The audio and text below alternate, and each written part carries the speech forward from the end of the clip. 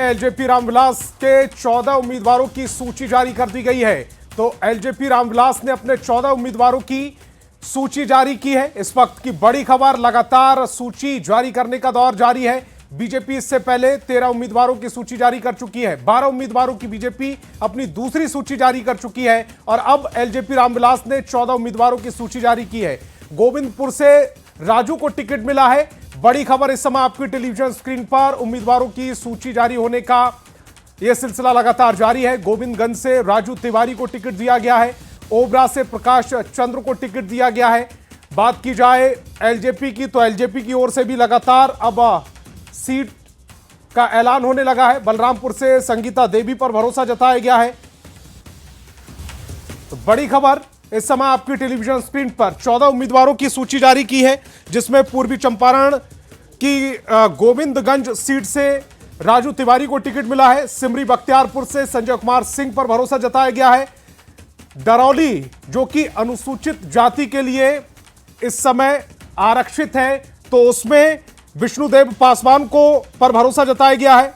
गरखा से बात की जाए तो सीमांत मृणाल को पर भरोसा जताया है। साहिबपुर कमाल से सुरेंद्र कुमार, बखरी से संजय कुमार, परबत्ता से बाबूलाल शौर्य, नाथनगर से मिथुन कुमार, पालीगंज से सुनील कुमार, ब्रह्मपुर से हुलास पांडे पर भरोसा जताया है। डेरी से राजीव रंजन सिंह पर भरोसा जताया है। बलरामपुर से संगीता देवी को टिकट मिला है। मखदुमपुर से रानी कुमारी को और ओबरा से प्रकाश चंद्र को टिकट दिया है। तो एलजेपी ने जो 14 अपने उम्मीदवार घोषित किए हैं, एक एक सीट पर एक एक उम्मीदवार का जिक्र इस समय न्यूज 18 बिहार झारखंड की स्क्रीन पर आप देख पा रहे होंगे। ब्रह्मपुर से हुलास पांडे पर भरोसा किया है। पालीगंज से सुनील कुमार पर भरोसा किया गया है। अगर बात की जाए नाथनगर से, तो मिथुन कुमार, इन पर भरोसा जताया गया है और परबत्ता से बाबूलाल शौर्य को टिकट दिया गया है। तो 14 उम्मीदवार घोषित कर दिए गए एलजेपी रामविलास की ओर से।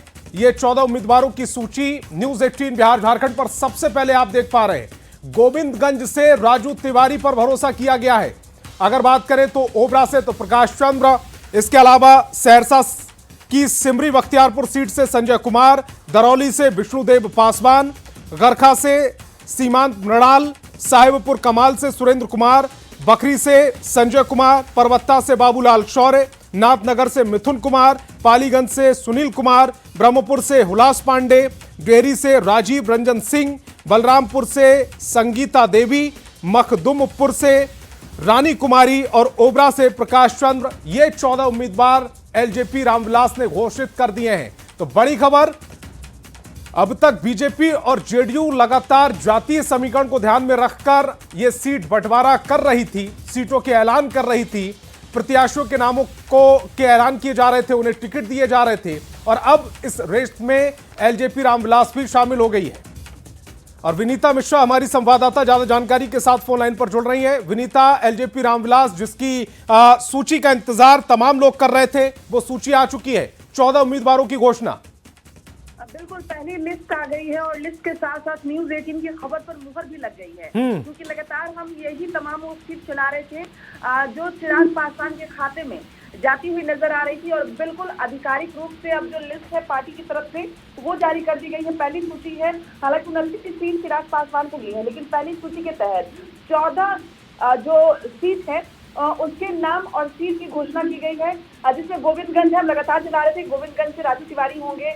सिमरी बख्तियारपुर से भी हमने जिक्र किया था कि संजय कुमार सिंह होंगे। दरौली की अगर हम बात करें तो विष्णुदेव पासवान, गरखा से सीमांत मृणाल, साहिबपुर कमाल, सुरेंद्र कुमार को सीट दी गई है। वही बखरी से जो पार्टी के पुराने नेता हैं संजय कुमार, उन्हें ये सीट दी गई है। परबत्ता हमने आज ही चलाई थी कि परबत्ता सीट भी एलजेपीआर के खाते में जा सकती है। वहां से बाबूलाल शौर्य को ये सीट दी गई है। वही भागलपुर का जो नाथनगर है, मिथुन कुमार उम्मीदवार बनाए गए हैं। पालीगंज जो पटना में पड़ता है, यहाँ पर सुनील कुमार को टिकट पार्टी की तरफ दी गई है। यानी पहले लिस्ट के तहत 14 सीट और 14 उम्मीदवार के नाम सामने आए हैं। अगर ब्रह्मपुर और विनीता, इन 14 उम्मीदवारों में 2 महिला कैंडिडेट्स भी हैं जिन्हें टिकट दिया गया है। आप हमारे साथ जुड़िए, आपका बहुत बहुत शुक्रिया।